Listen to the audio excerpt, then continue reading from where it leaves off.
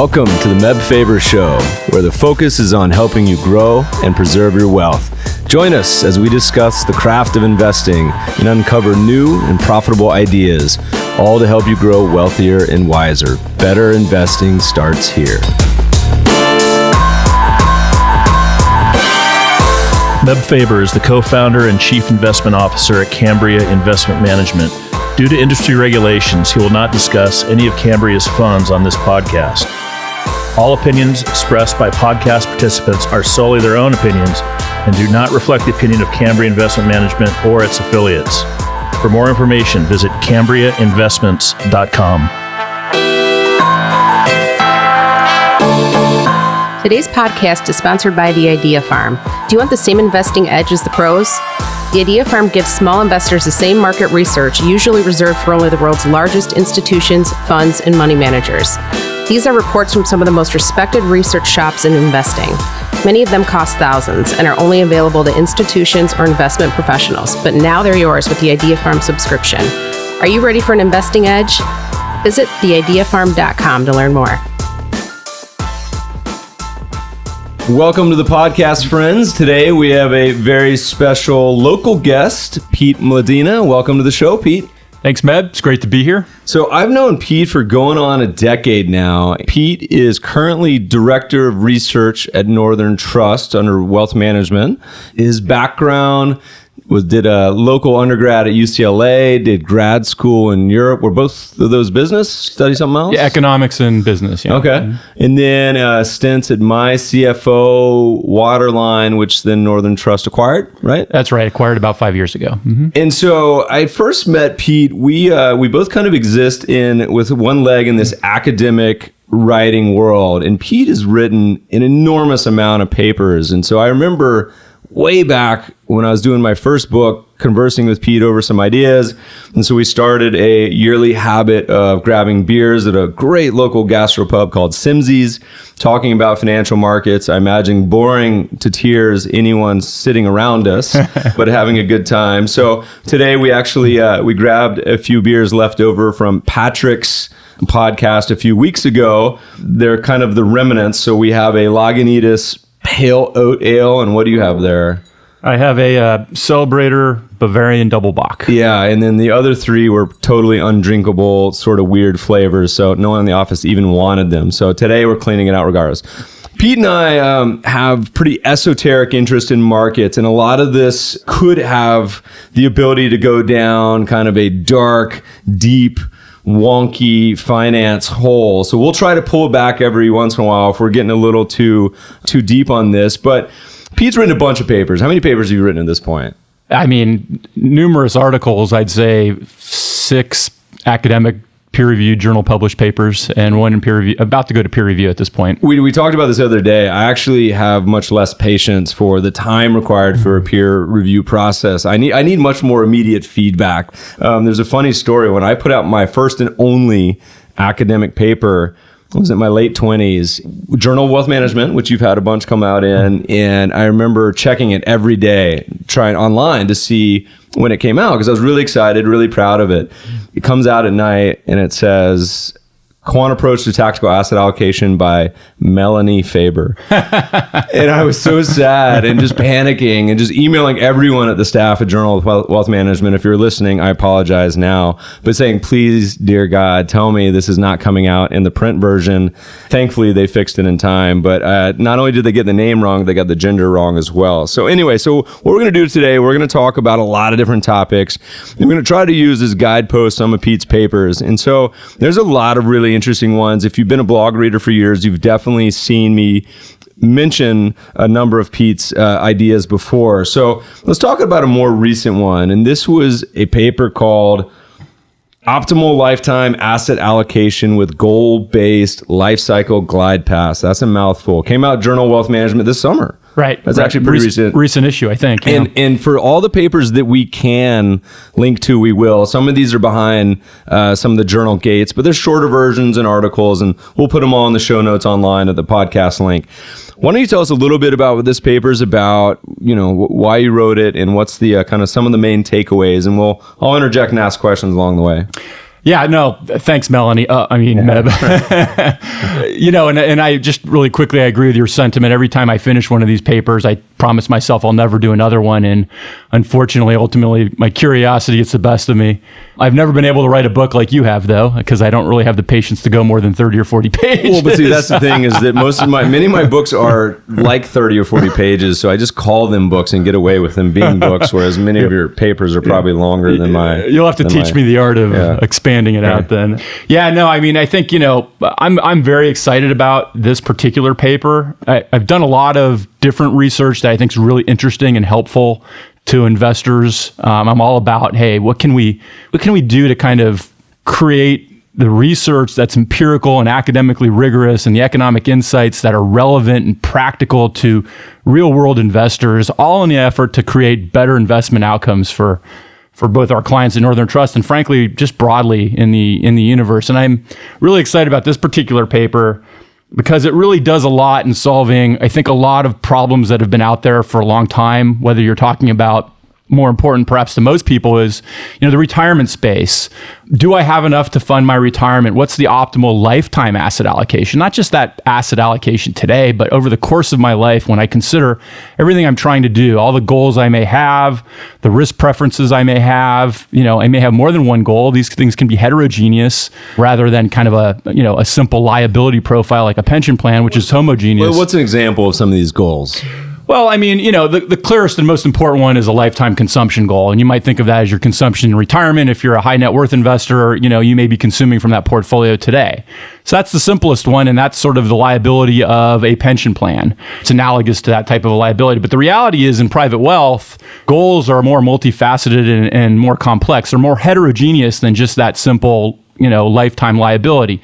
You may have, in addition to, ongoing consumption, there could be ad hoc consumption goals, a second home, air transportation, a yacht, whatever may be the case, or, wealth transfer objectives to the next generation. Maybe funding a trust or endowment. Absolutely. Or philanthropy, which is a really critical goal for very many wealthy investors. And, all of these can have different risk preferences.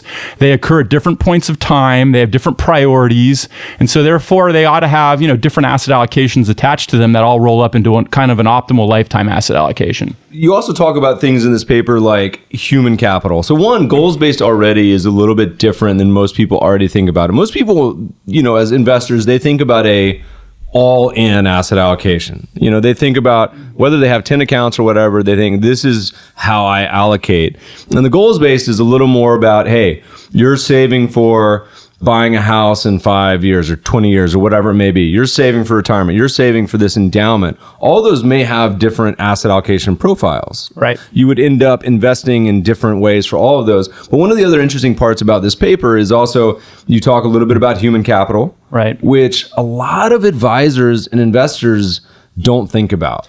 Well, you hit on a really important aspect of this. So first of all, let me step back a second and say, as a first principle, we argue that assets should serve a purpose, right? And if they serve a purpose, that purpose is really to fund a lifetime of financial goals. So if you start from that perspective, assets serve a purpose. That purpose is to fund a lifetime of financial goals. You step back and you would simply note that, for the most part, the idea of maximizing return per unit of risk is not really a goal. It's a means to achieving a goal. Right. And so when we realize that assets serve a purpose, it's to fund a profile of goals, we have to work backwards in solving that puzzle from the perspective of those goals. And those goals at the highest level really are either consumption or gifts, right? You can either consume them yourself or you're going to give them away either to your kids or to philanthropy or to taxes or for that government, matter, or to estate tax. So you want to be really thoughtful and about how you think about your goals, because if you're not, you'll have a disproportionate share of it go away to estate tax. So that's the first principle. From there, if we recognize that, assets serve a purpose to fund a lifetime of goals, we realize that optimal lifetime asset allocation has to include a number of concepts. It has to consider your unique profile of goals as a starting point. It has to consider your unique profile of assets. some of which are portfolio assets, but a lot of them may not be portfolio assets. They may be things like human capital, pensions, future inheritances. There's a number of things that are assets that ultimately will fund these goals and affect the optimal lifetime asset allocation. And so I assume you guys use some in-house software for this to aid in some of the approach? Right. I mean, this is a novel approach to asset allocation. I mean, it's theoretically sound and built on what's called an intertemporal capital asset pricing model. That's a mouthful. Yeah, it really is. But just so you know, leading financial economists have pretty much argued more recently, 2014, 2015, that really an ICAPM or an intertemporal capital asset pricing model ought to be the benchmark for multi-period or what we call intertemporal portfolio theory. So I know we're going down a rabbit hole a little bit here, but it's important to realize that what we built here is a very practical, goals-based approach anchored to, what the leading financial economists today are arguing is really the benchmark for portfolio theory. I'm trying to think as far as the retail-facing crowd, the advisor, the average investor out there. I know Morningstar does some here. It's not particularly developed. I know Betterment is a goals-based advisor.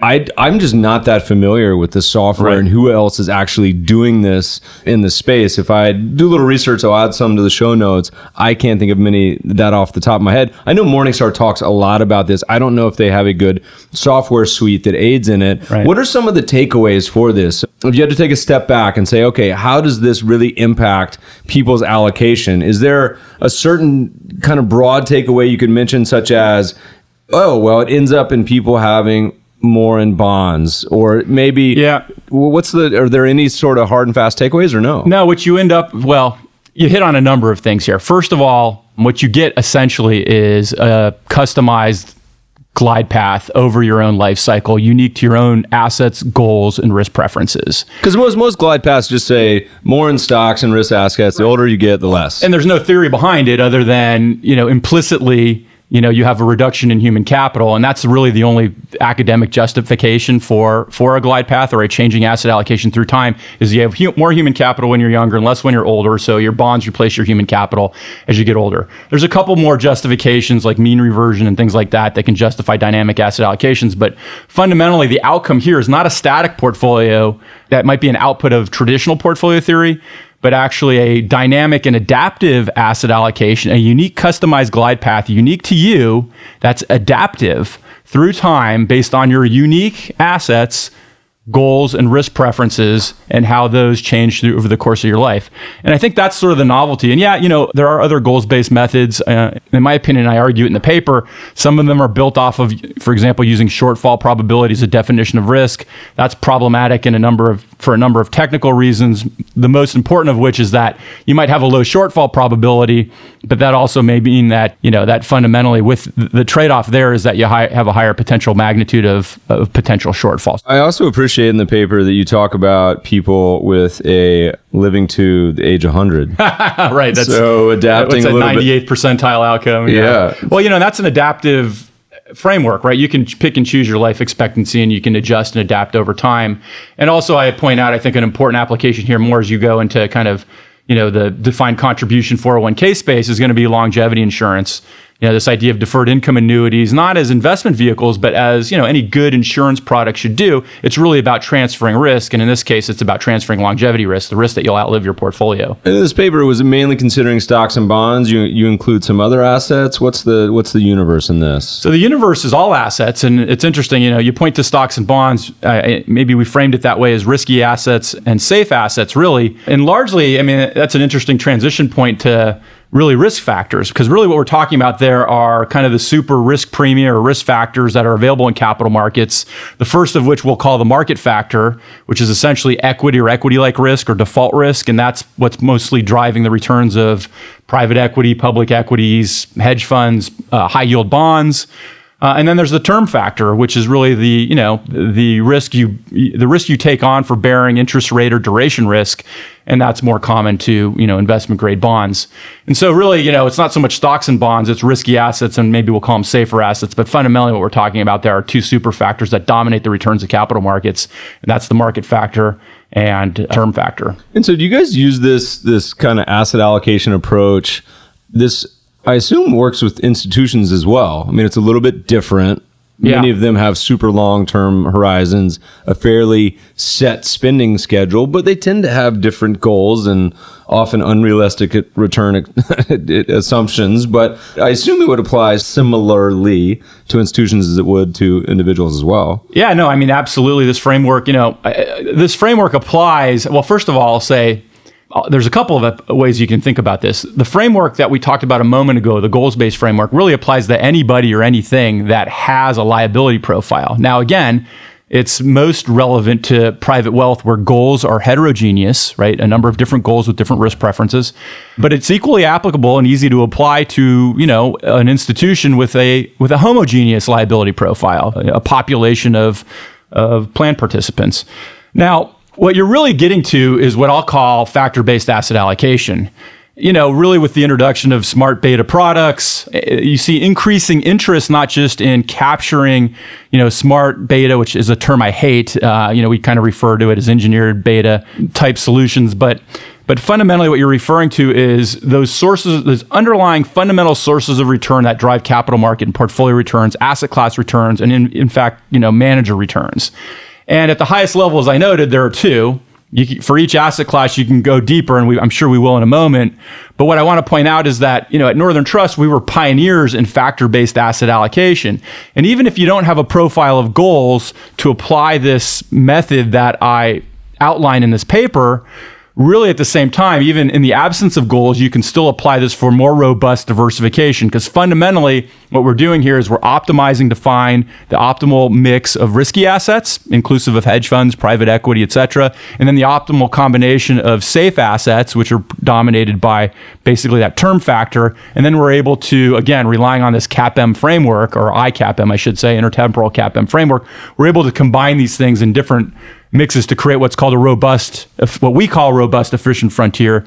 And we're using robust here in the classic sense of the word, which means it can withstand any kind of risk environment, because fundamentally risk assets and risk control assets, term risk and market risk are uncorrelated. I've done a little bit of a two-step forward and backwards in between these two topics, but as we kind of transition into thinking about factors, basically, thinking about smart beta or any of these terms, just moving away from a lot of these market cap weighted indices into tilts or other asset classes.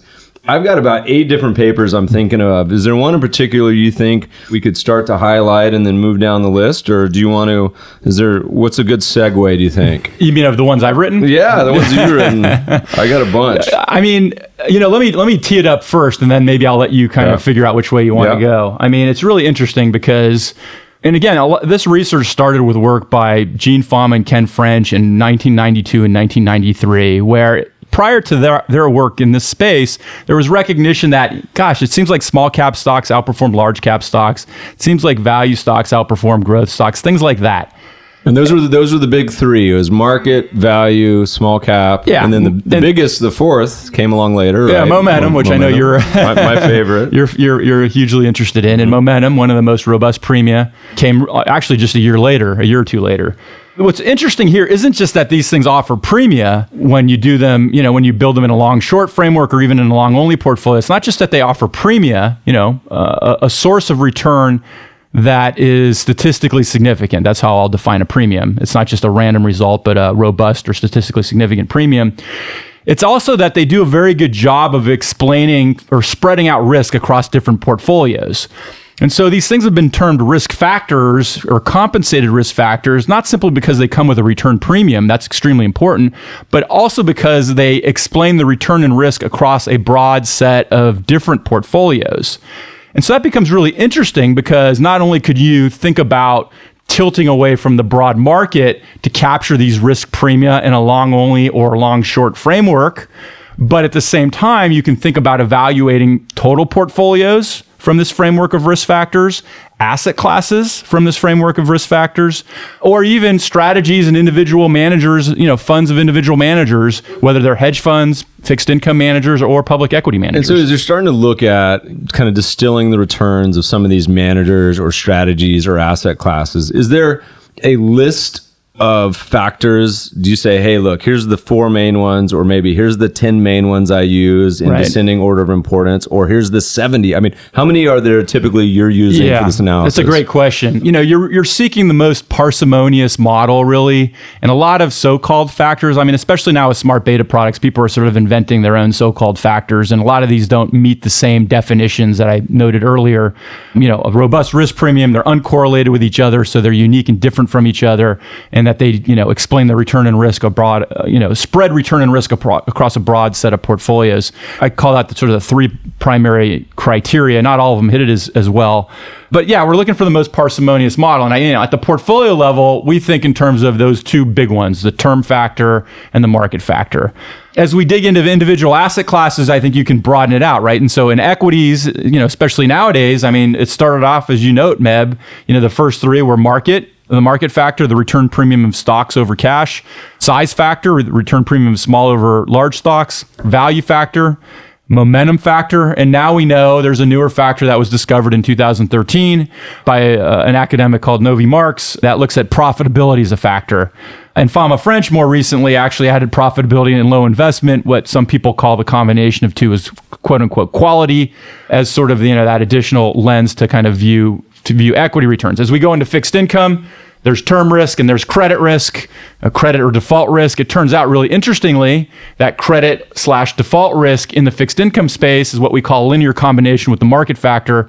So fundamentally, it's arguable that that's not a unique and different source of return. That's just a manifestation, maybe a nonlinear manifestation of market risk. Well, it's meaning you're kind of getting the same thing in a different form. So there's some overlap. Well, I mean, I think you're getting the same thing. You're getting market risk, but as Merton had shown a long time ago, and is increasingly becoming part of fixed income models, he showed it's basically a call option on the assets of the firm. And this happens in a lot of asset classes. So a lot of people will think, they'll buy 8 different U.S. equity ETFs or mutual funds and think they're diversified. They own a large cap growth, a small cap value, a mid cap, go anywhere, and they just basically get the S&P. And in another way of saying it, we say this now, it's not always true, but buying, say, emerging markets, commodities, short dollar is kind of all the same trade, or at least it has been for the last few years. They're totally different asset classes, totally different, but there's probably a fair amount of overlap. Yeah, I mean, you might have, so again, getting back to what a true factor is versus things and risks folks consider in their portfolio that don't rise to the level of a true factors.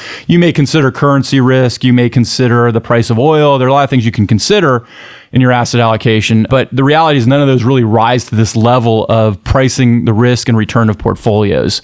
And I think that's the really important nuance of factors. And when you step back and you build the analytical tools from a factor-based perspective, you have a very powerful perspective that you can apply to evaluating the skill of managers, evaluating the risk of managers and your broader portfolio. So for example, we found overwhelmingly in the equity side, we can use market size, value, and momentum. Frankly, market size and value do the heavy lifting there. But overwhelmingly, 96% of the return variation of all managers and funds in the Morningstar database are explained by those basic factors. Really, you can add momentum and profitability to that mix, as we noted earlier, additional factors in that space, and the lion's share, almost all of the alpha goes away.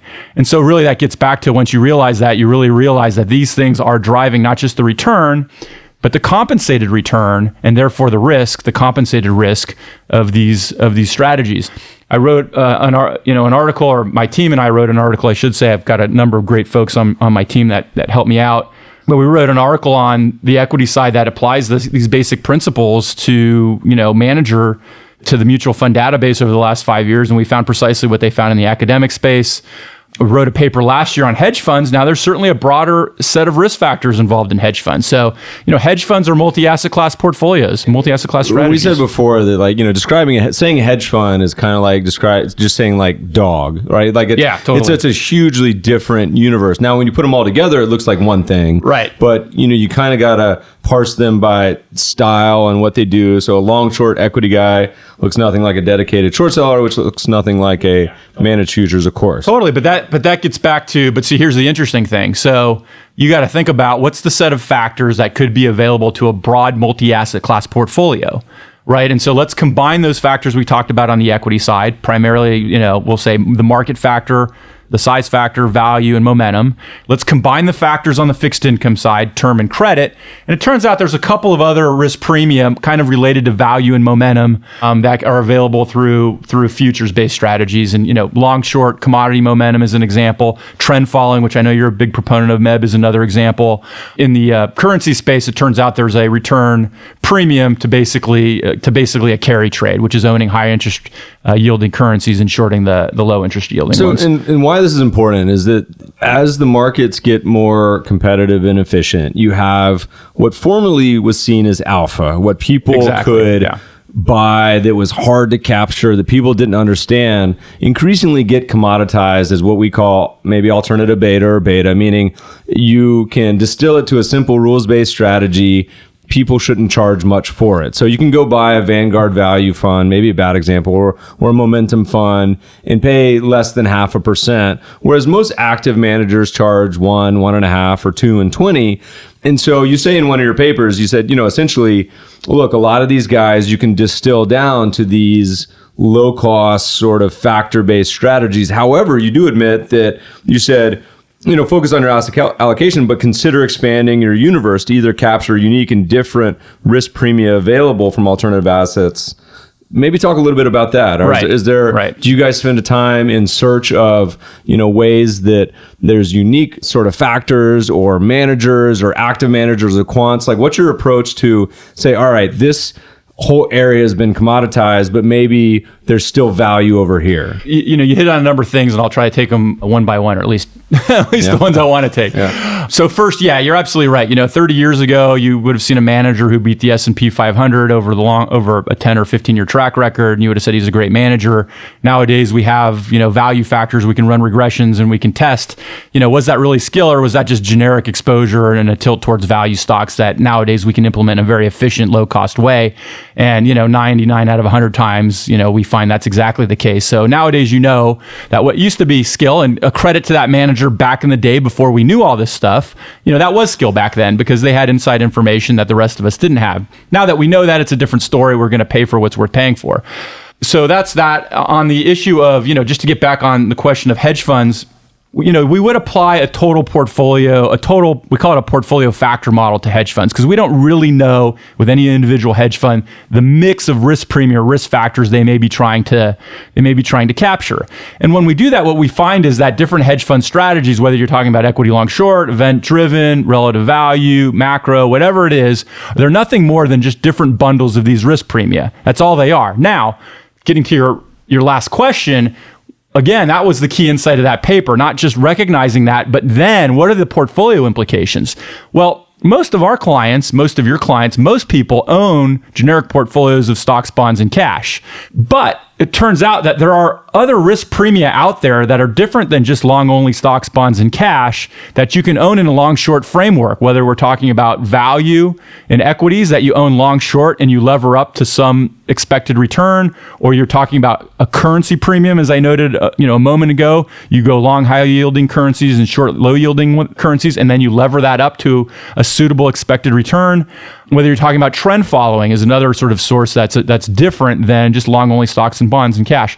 And so fundamentally, once you know these things and you can find a manager who can be really efficient and cost-effective in the implementation without all the bells and whistles and nonsense, you have a very good approach to expanding beyond a very traditional portfolio of stocks, bonds, cash. And what do you think some of these, maybe the ones you just mentioned are the examples, but what do you think are some of the best diversifiers to a traditional portfolio? So stocks, bonds, cash. If you had to add something, go talk to a policy portfolio committee and say, all right, you guys got stocks, bond, cash. You can only add one or two things. What would you add? Yeah, I think that's a great question. And I think to answer that from the perspective of how I think about things, I need to actually step back one more step. Mm-hmm. I think about, so there's backward-looking statistical significance and then my own forward-looking confidence.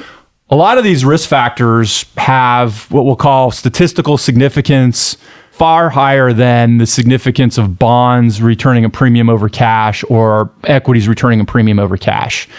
So you think about momentum or trend following, for example, what we call T-statistics or the statistical significance of those strategies are huge going back in history. Some strategies are harder to implement than just owning bonds or just owning cash, right? There's transaction costs involved, taxes. These are very practical drags that have to be considered. So I think about it from a confidence perspective. I know that we live in basically a capitalist society that fundamentally funds our economy with debt and equity, right? And debt and equity is essentially term risk and market risk. So on a forward-looking perspective, when I look at risk premiums that I have the highest confidence level in, I look at the market factor, the returns of equities over cash, and I look at the term factor, the returns of bonds over cash. So that's my starting point, and that's why most people own stock, bond, cash portfolios, I'm quite sure. Now, there may be, looking back, a lot of statistical significance with, value trades in particular, momentum trades in particular, trend following in particular. The strength of this significance is stronger in some asset classes than other asset classes. And, we focus in on those where the significance is greater. Tends to be less significant phenomenon in bonds than it may be, say, in currencies or equities in particular. And so that's kind of how I look at it. If you're looking to diversify your portfolio more or capture more return, your next confident place to go after finding that optimal asset allocation between stocks, bonds, and cash, I would say, is to different sources of, different variations of value and momentum across certain asset classes. I think that's the next confident place to go. We always talk about, do you like managed futures? Hate it? Yeah, no, to us, managed futures is simply trend. Yeah. And so then the question becomes, is it a so-called skilled manager who has some sort of a managed future strategy, or is this fundamentally nothing more than a very basic generic trend strategy? And that becomes your risk factor. And similar to that value manager I gave you an example with a long time ago. I've looked at a number of managed future strategies that have come across my desk, and I could say it's a very similar story to what we've seen with like value managers 20 years ago. What you thought was skill is just a risk premium, and that's true with managed futures. I think, look, managed futures, trend following guys, I love you. It's my desert island strategy if I had to pick just one, but I think the vast majority of them, you could write down rules that are not too different than what Charles Dow wrote down 100 years ago and quantify it and then be pretty similar. There's devils in the details, of course, but I think in general, the basics of it, I agree. It's not, in my mind, a 2 and 20 strategy, but something that could be implemented for pretty cheap. And it seems like a lot of them do pretty similar style strategy. Well, Meb, let me give you a good example. And I'm not going to name names, but there are a number. Go ahead, fire away. No, I can't because for many reasons. But the really interesting thing in my mind, and again, it gets back to utilizing these tools, utilizing these methods in sophisticated tools. And again, you can't buy any of these tools off the shelf. You got to build them yourselves because there aren't vendors selling the same type of academic risk factor exposures as we're using. And so I'll give an example on trend. And again, I put like trend as sort of a distant cousin of momentum when I mentioned value and momentum being kind of, the two premium across asset classes I'd be interested in outside of stocks, bonds, and cash. And just a quick note for readers. Momentum is comparing assets. Hypothetically, is gold doing better than stocks or bonds over a 12-month period? That's a traditional, think about it, cars going around a racetrack. Which one's in the lead? Which one's accelerating? Whereas trend is simply, is a market going up or down? And there's many ways to look at it, but that's kind of the basic differentiation between the two. Keep going. So the interesting thing is when you evaluate these managers, we have available to us a very generic trend following strategy, as a risk factor, and it's very simple to implement. And fundamentally, what's interesting is we can run regressions against their performance, and what you find is they'll have a beta or an exposure, which, by the way, you can dial in your own trend beta by using leverage or deleveraging with cash, right? So it's not so much how much return you want; you can choose that yourself. And what we find is it's all of the beta, and then there's a lot of idiosyncratic or uncompensated risk. So their strategy as they communicate it to you around the table may be very complicated and nuanced with all these different issues with regard to time horizons and trend signals. But at the end of the day, what does it aggregate to? It aggregates to nothing more than some exposure to this generic trend strategy and a bunch of additional risk in all of those active bets. This reminds me of a quote, and I may have used this on the podcast. I'm sorry if I have, but I love quoting Charlie Munger. And he has a quote where he tells a joke. He says, there's this guy and he went into a fishing shop and he was looking at all these lures and he asked the store manager, he finds one in particular, he's like, and it's purple with streamers that are sparkling and everything else. And he says, wow, he's like, this is amazing. It's $20 lure. He says, did the fish actually bite this? And the store manager looks at the fisherman. He says, with a smile, he says, sir, I'm not selling to the fish. So a lot of the investment managers, that dress up these highly intricate, complex strategies, in many ways allocating to a simple blend of these various factors could accomplish the same thing. It's actually kind of ironic because I was fishing last week in western Colorado outside of Gypsum and Dotsero and Eagle, if you know where that is. But I was with my brother and a fishing guide, and the fishing guide pulls out, I think it was a pheasant tail. We were fly fishing that was literally purple with a little streamer on it, which then caught a bunch of fish. And I was dying laughing because I'd never seen a purple fly before. And I was asking him about it. He says, yeah, the fish love it here. So who knows? Maybe there's something to that joke. But so you kind of see this as a commoditization of strategies over time. If you look back, 50 years ago, and there's a good book, and I'm blanking on the name of it, but it was about the Harvard Endowment and how they were very early into a lot of asset classes, such as timber. Mm-hmm. And then, as more and more people get into it, it gets a little commoditized, and it makes me think of even simple value strategies. So when Fama and others were talking about price to book was one of the first ones. And then price to book since publication, and it used to be, may not be anymore, DFA's favorite value factor. It's been one of the worst of the value factors, maybe because a lot of money chased it. I don't know. But in general, it becomes something where when money, here's a good kind of question for you real quick, because there's been a lot of debate about this recently in the investment community. We have people lining up on both sides, whether it's Rob Arnott, whether it's Cliff Asness, talking about these smart beta factors.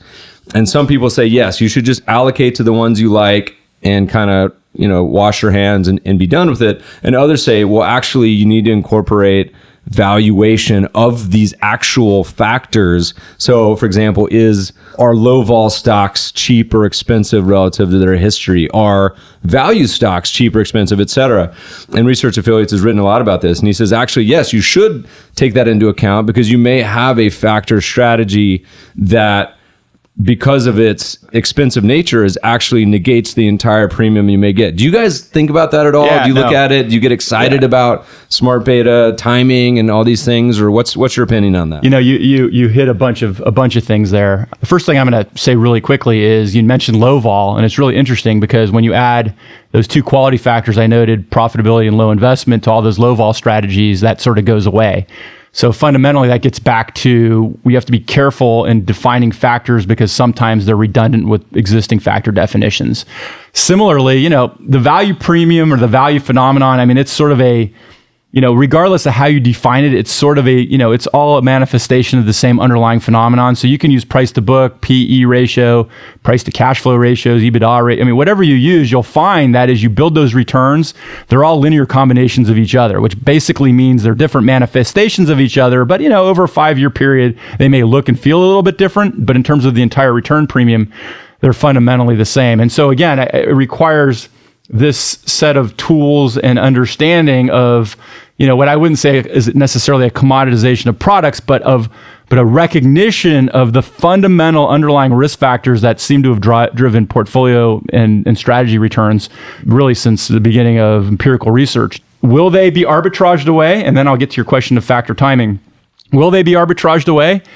I don't see any evidence of that right now. That said, if they did, that is really a testament to adaptive and efficient markets, because fundamentally that would be moving things to Sharpe's original CAPM. And so that may happen, but I don't see evidence of that simply because, looking at the value premium versus, value stocks versus growth stocks. Obviously value stocks have underperformed the last few years, but that's sort of happened by way of not so much value stocks getting more expensive. It's happened by getting cheaper, but growth stocks getting more expensive. It wouldn't surprise me if that kind of moderates at some point. Now, despite what I just said, the question about factor timing is really a question about mean reversion and the evidence of whether there's mean reversion in market returns. There is some very modest evidence in equity markets over an intermediate period, let's say 5 to 7 years, that equity market returns mean revert. It's statistically significant, so it's there, but it's barely statistically significant. And, half of academics argue that equity returns mean revert and the other half don't. So there's certainly a debate over that. So you're not going to be going to the investment committee at any point and saying, you know what, we got to get out of Japan or value stocks or whatever because it's gone too crazy, right? Well, again, that goes back to whether there's mean reversion, there's evidence of mean reversion or not. Because if returns don't mean revert, then they're independent, completely independent, which means what just happened has no relevance on what's about to happen. And so let me extend it past the market factor. The credit factor, again, default risk, which I said was related to the market factor. There's some modest evidence of mean reversion there, but again, it's easily debatable. As we move beyond those to, the value factor, the size factor, things like that, the evidence is much weaker for mean reversion. So I think my strong practical advice is if you, again, want to move away from a generic portfolio of stocks, bonds, and cash, your next best place is to look to these risk factors. Unless you think you're even better at timing the equity markets, you shouldn't dare time these. And the other thing I'll say where I agree with Cliff Asness in his debate with Rob Arnott is not only do I think for most people, what I mean by that is everybody, they should stay the course if they decide to take on a factor tilt and just bear with it, much like you'll feel the pain of equity sometimes too when you decide to own equity in a portfolio. It's no different. Market factor is a factor, no different than a value factor. You can't say that small stocks are cheap, and so therefore the size factor is attractive, because now you are, and this is where I agree with Cliff, now you are fundamentally intermixing a value factor with a size factor. I think it's intuitive to define a value factor by a valuation ratio. Like, at least that's intuitive. Whether or not there's mean reversion is a different question. But you know what? You are blending factors, and they're supposed to be independent as soon as you take that same paradigm and apply it to size, apply it to momentum, apply it to profitability.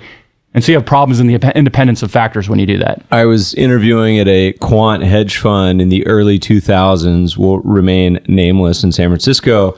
And I remember going in, and they admitted they used something like 70 or 90 factors. I can't even remember what it was. Just every possible factor you could possibly program into a computer. And I remember thinking, I was like, I feel like most people at this point, they all have the same PhDs. So if you type in a ticker of a multi-factor fund, so LSV, we wrote about in our last book, really famous quants, I think out of Chicago, manage a bunch of quant funds, they've done great, but you type in a ticker of one of their holdings, and you're going to see a laundry list of other quant shops that'll own the same stocks. It'll be D.E. Shaw, maybe AQR, Bridgeway, a bunch of other shops. And so you do see a lot of the factors that when you have, maybe properties of cheap, high quality, momentum, whatever it may be, the data sets are such that everyone's got FactSet, everyone's got all the same sort of data. So the challenge of finding unique and different factors in a world of, I remember back in the days of talking to portfolio managers and how they used to get value added information. There was a lot of borderline gray areas of legal, illegal, taking a CEO out, getting him drunk and letting him just spill his guts type of ways to trade. That's a lot harder these days, I think. And so on the lookout for new asset classes and factors, I think is pretty tough. And actually, in one of your papers, which you may or may not be able to talk about, cut me off if you can't, that's talking about real estate. Can you talk about that? Yeah, I can talk about that. So I think this is a good example. So a lot of people, and this is timely, where they're splitting out, there's S&P or MSCI, I can't remember, splitting out REITs as a separate sector of the universe and looking at real estate investing. A lot of people talk about in the main asset classes, stocks, bonds, currencies, commodities, and a lot of people talk about REITs or real estate as an asset class, but really it's kind of an amalgamation of some of the other factors or asset classes you're talking about. No, absolutely. And it's private real estate in particular, because you have smooth returns because of appraisal-based pricing. And so, a lot of people have viewed, a lot of private investors own private real estate to the almost exclusion of all other asset classes. It's sort of the darling asset class for a lot of investors, a lot of private investors anyway.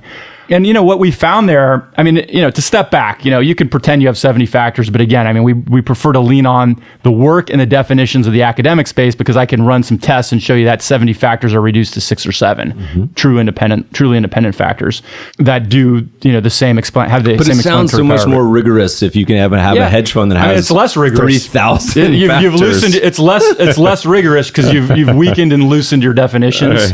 And you have a lot of How do you sell a redundancies. fund that only has 3 factors? That's so much harder. Right. All right, keep going. Yeah. So, and I mean, here's the interesting thing. I mean, in a nutshell, I mean, again, real estate is the darling asset class. It's, from an institutional perspective, it has these powerful diversification benefits.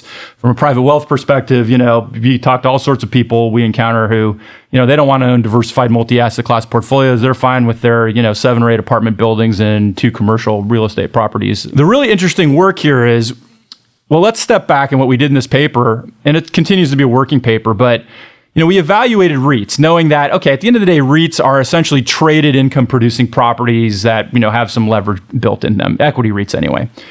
And, we know that, hey, well, that is effectively real estate, very, very similar to a core real estate portfolio that may not be traded on an exchange, may be levered or may not be levered. And so we took a look at REITs and we said, okay, based on this factor-based perspective, what are REITs? Do these risk factors do a good job of describing them? And in a nutshell, what I can say is that, REITs are interesting and not interesting at the same time. What they are is really they offer a surprisingly rich mix of factors that are really analogous to a portfolio that may be something like 60% small value stocks. So again, size factor, value factor, market factor, 60%, and 40% high yield bonds. So again, factors, term factor, credit factor, and high yield bonds. And so that's really interesting. And I think that 60-40, that risk-tilted 60-40 portfolio explains why among so many private investors, they're comfortable with just a real estate allocation. Now, here's the interesting thing. Because it ends up looking like a diversified stock bond almost. Yeah. Hey, I have a diversified 60-40 portfolio that's risk tilted with small value and term and credit betas. Now, here's the interesting thing, though. We can replicate that with a stock and bond only portfolio that utilizes these engineered or smart beta concepts with far less risk than that REIT strategy. So you wouldn't just own those REITs because fundamentally that's suboptimal. You can own the same compensated return premium that comes with those REITs for far less risk in an engineered beta solution that includes intentional exposures or betas to small value stocks and to high yield bonds. Okay, that's REITs. And I know what you're saying. I don't own publicly traded REITs. I have, my 7 or 8 apartment buildings and my 2 or 3 commercial office buildings, in my area. And that's what I own. And the interesting thing is we can run additional unsmoothing tests. And I think that's the other novelty of the paper is we introduce a new approach to unsmoothing private equity or private real estate returns that are consistent with risk factor betas. And what we find then is when we do that, the entire return premium of private real estate is completely explained by basically their current and lagged exposures to REIT returns. And in fact, there's additional risk that's uncompensated in private real estate, unexplained but uncompensated. So again, even in the private real estate space, again, it boils down to these risk factors you can own in stock bond portfolios. So why even bother with private real estate? Well, I think, and the same is true of private equity, except we observe a robust or statistically significant alpha in private equity. That may be due to a higher prevalence of manager skill in private equity than public equity. It may be because of, asymmetric information, sourcing ability, whatever, or an illiquidity premium that comes along with private equity. So, but in private real estate, we actually don't observe that same alpha like we do in private equity. So that's a great question. And in the paper, we leave it to future research. There could be a higher prevalence of alpha among a small subset of managers. And so we make that argument for hedge funds, for example. Although on average, hedge funds may not be attractive, there could be a small minority of them if you employ these risk factor tools and methods that contribute meaningful value to your portfolio, whether quant or sort of traditional skill-based. And the same may be true of private real estate. We just, again, on average, it's not the case, but it could be that a small subset offer, robust alphas that could significantly improve a portfolio of generic stocks, bonds, and cash. And this is kind of a similar topic than another one of your papers that probably may have originally brought us together. I can't remember, but maybe 10 years ago. Wow. Where you were talking about the Yale Endowment. And I think the title was something like the Yale Endowment returns. Is it skill or is it just risk exposure? Maybe you could walk people through just kind of the thought experiment you did with the Yale Endowment, which has been one of the best performing institutions over the past 30 years, and kind of the experiment you did and kind of conclusions you came to from that portfolio. And we'll talk a little bit about private equity in that context too. Obviously a very interesting topic, and it really gets back to, again, risk factors applied to portfolios, applied to asset classes. We talked about real estate and hedge funds, and applied to managers. And in this case, we're applying it to portfolios. The issue has been these endowments really only report once a year, which means, even if they've been reporting for 20 years, we only have 20 return observations, which make it a little difficult to run traditional return and risk attribution on them. And so in that particular paper, we took more of a holdings-based perspective based on how they were describing their allocations, and we tried to replicate those allocations from a holdings-based perspective. And in reading through their annual reports, you realize their equity allocations tended to be small cap-oriented, value-oriented, things like that we then were able to rebuild their portfolio and run a number of tests. And ultimately, we concluded that the unique source of their excess return was fundamentally explained by really just their allocation to venture capital. Really, everything else was replicable, again, by a pretty straightforward factor-tilted portfolio that could be owned in a portfolio of long-only stocks, bonds, and cash, traditional assets.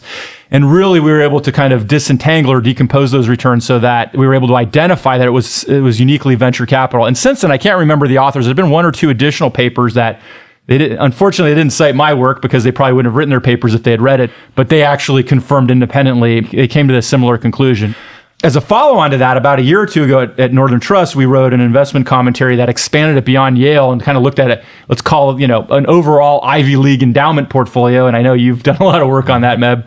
And, similarly, looking at all of these portfolios, again, we're able to kind of dial it down into risk factors on average, even among sort of, let's call them elite investors, those that run Ivy portfolios. All you had to do was, kind of expand it to private equity and that premium involved in private equity, as we noted, venture capital in particular. And you were able to really explain away all of the Ivy League endowment excess return. So, it's not a manager skill issue. It's really just thoughtful long-term allocations to risk premium in public markets and in private markets, areas where there is either an illiquidity premium or, things like venture capital where, skill and sourcing matter. We'll give them credit in the sense that the one thing they did do well is that decades ago, they did have a global allocation and did start to tilt, whether through his active managers or through quant strategies, to many of the things we're talking about. So they were early in many cases to a lot of these. I agree, Meb, and I think that's a skill. And so, again, I don't want to discount that because I think that's precisely right. I mean, it's like Warren Buffett's returns.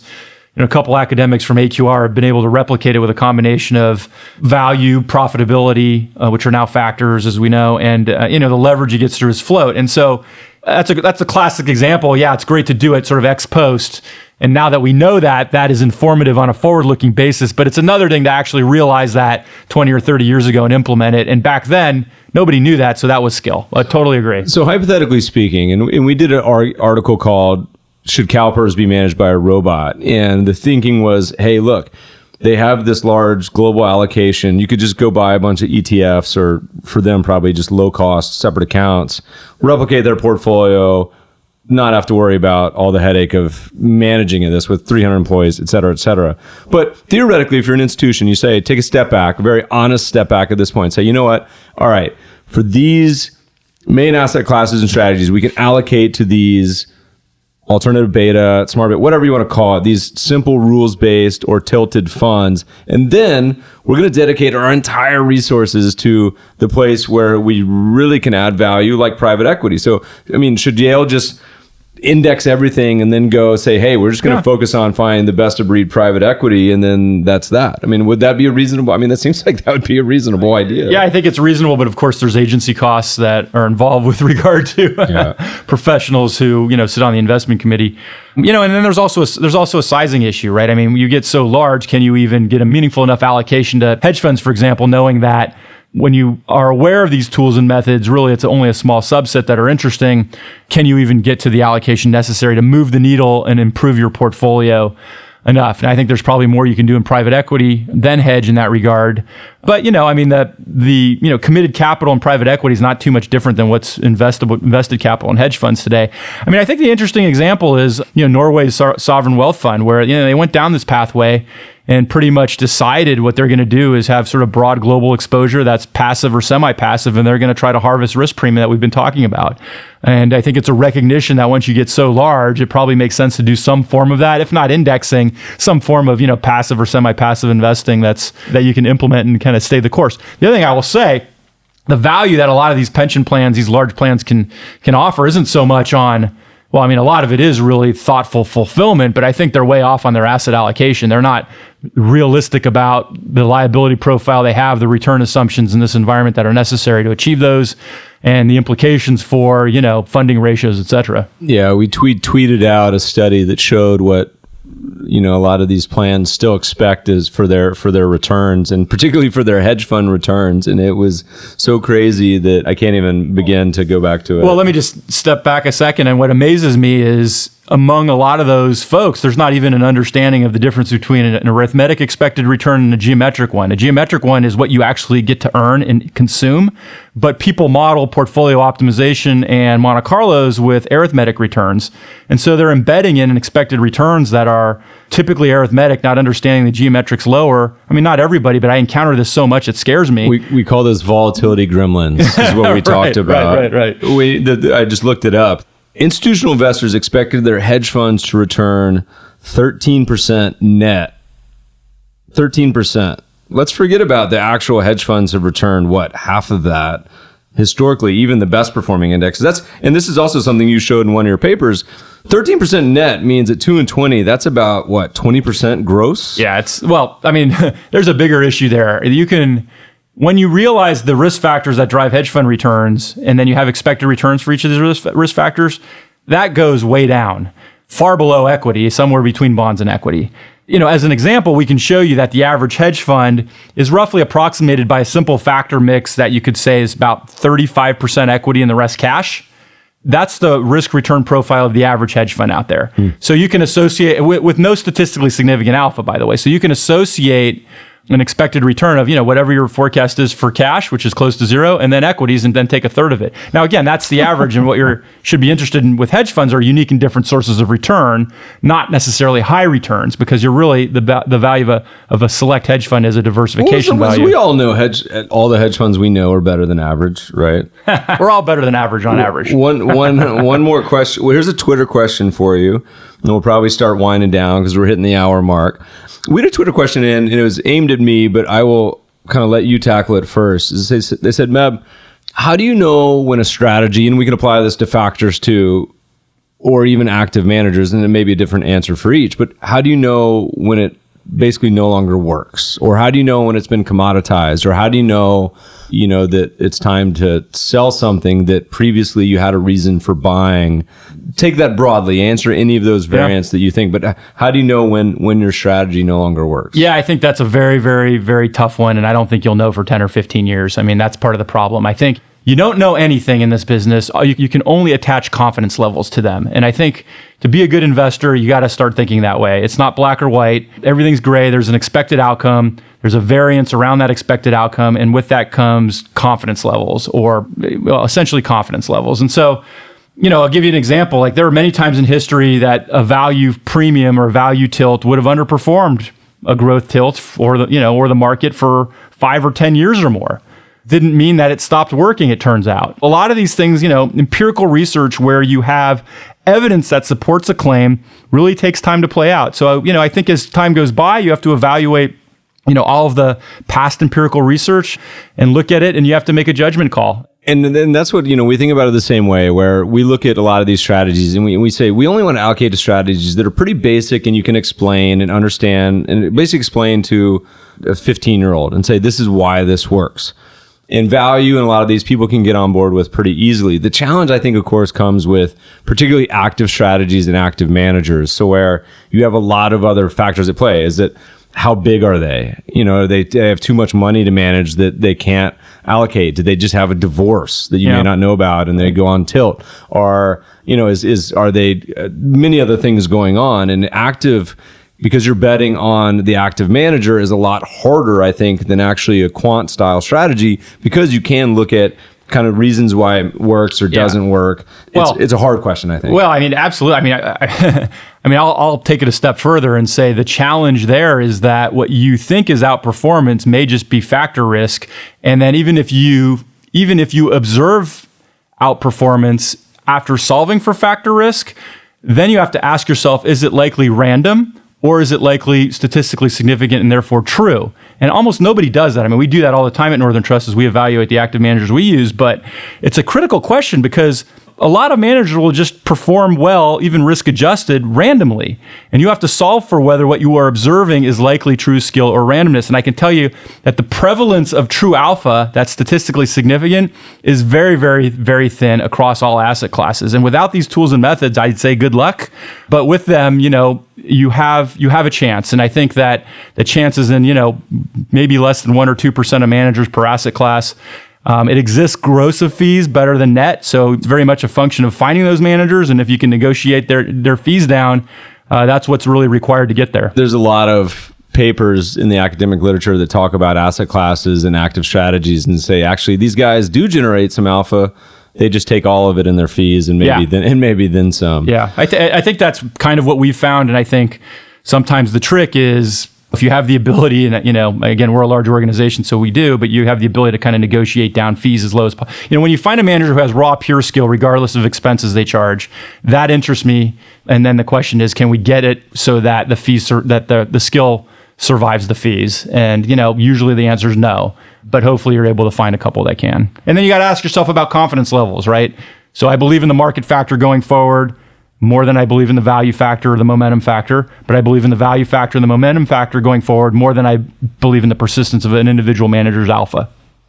So, I imagine we could go on for another hour or two, but we'll have to just have you back on in another 6-12 months and see what other papers you've written. I'm going to ask you one more question we asked all the guests. If there's anything that you could thought of that you find particularly beautiful, useful, or somewhat magical. Any ideas here? Yeah. You asked me to think about this a little bit, and I'm gonna kind of hit something I've been thinking about more recently. It's more of I think it's an insight, but maybe not. For folks like us, Meb, sometimes I think we work more than we should. And I find myself, maybe it's the curiosity in me, I find myself, up at 11 o'clock at night writing some paper that I don't need to write for my career. And I wonder why I'm doing it. And I realize I shouldn't be doing it, actually. And, I'm trying to find that balance, between sort of these things that I do find interesting, but, the rest of my life that has absolutely nothing to do with this. And I've kind of recently realized I've tried a number of things, whether it's, I play tennis, I love to go fishing. It's first I heard, I didn't realize you were a fisherman. We got to connect on that later. Mm-hmm. But I've realized really, really lately that although I've tried a number of things since I've been 20, for example, I find myself reverting back to and enjoying the things I enjoyed when I was sort of in 6th, 7th, and 8th, and 9th grade.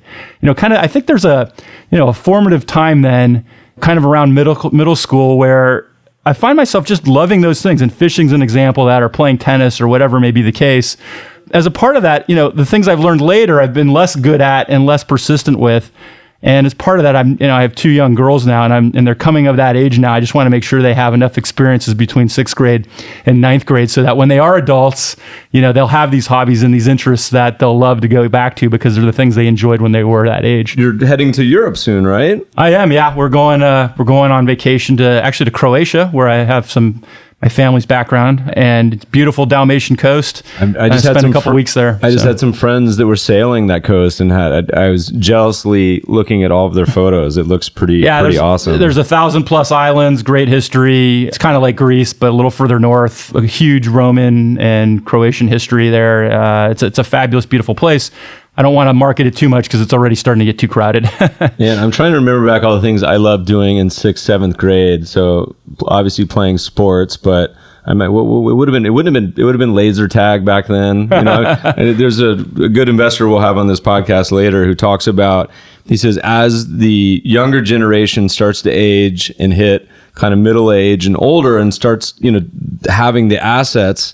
If you think about investing, but in the collectible space or trading space of art collectibles, it's what did that generation covet when they were younger. Mm-hmm. And so this generation, it may be classic muscle cars of the 60s and all the things that people are interested in. And I'm trying to think about it later, but things that I would be interested in investing in that I really coveted, maybe as a Ken Griffey Jr. baseball card. Right. I don't know, Upper Deck 89. All I know is I wish I did more things when I was in 7th, 8th, and 9th grade that I could do as an adult. Because you're right, when you hit sports, right? I played a lot of basketball and a lot of soccer. I just can't do that anymore. But I can play tennis, right?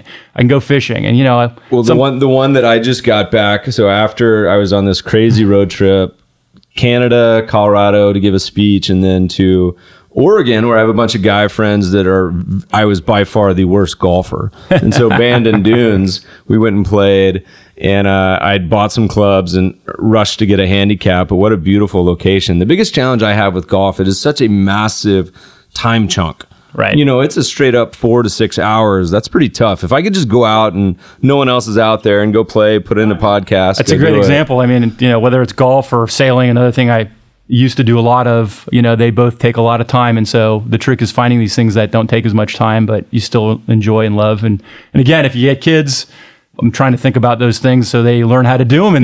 Just drag them along. Just drag them along. All right. Well, mine is totally different and is a website called Faber. Have you heard of this? No. It's Fiverr. It's a website where you can go on and basically pay anyone $5 to do anything, and that's a stretch. But say you need a logo, or you want someone to call your friend and sing him happy birthday in Al Pacino's voice, or there's a couple I did where for Valentine's Day one time I had a bunch of drawings done, and first of all, it's $5, so none of these are going to be Leonardo type drawings, but they're really, and some of them actually became very good, and some of them are really funny. And an interesting story, and we'll play this in a following podcast because I don't have it on me, but if anyone's ever heard Tosh Point Oh, the comedian on Comedy Central, he has a disclosure in the beginning he reads where it's like, don't try this at home. These, are things that will kill you if you do this at home. But he had someone dub it where it was Barack Obama's voice, from all of his speeches. And so it's very clear that he's not reading it, that it's cut up, but it's pretty funny. And so we put it on Fiverr, try to get people we have a disclosure where you read the beginning about Cambria and this is an investment advice, yada, yada. And so we had to try to get it dubbed for both Hillary and Trump ahead of this election time just to see. And they're so hilariously bad. I wish I had them to play for. I'll play them in the next podcast. We're certainly not going to include them because they're so horrifically bad, but it's pretty funny. But anyway, this website's wonderful, even to the point where I was like, this is such a good idea, but why don't they start one where it's $20 instead of $5? I was trying to buy the domain 20 spot, but it turns out it's a cafe in San Francisco that wouldn't sell it to me. I don't know if they're still around. I'll have to look up. But anyway, that's a good one to check out. Pete, great having you here today. Where can people find more information if they want to find you somewhere? Is there a good place? Right now, it's just go to nt.com and you could stick my name in there under our research or our experts, research insights. You can view a lot of these papers that Meb and I have been talking about today. We put out a piece at least every quarter, often more, and I try to do an academic paper once or, every year or two. So, it'll keep coming. So. Well, good. Thanks for being here. Look, as a reminder, listeners, you can always find the show notes. We'll link to all of Pete's papers that the internet will let us, but you can always find the other episodes at mebfaber.com/podcast. Thanks for taking the time to listen today. We always welcome feedback and questions for the mailbag. We'll read them in future podcasts on air at feedback@themebfabershow.com. You can always subscribe to the show on iTunes. And if you're enjoying the podcast, please leave a review. Thanks for listening, friends, and good investing.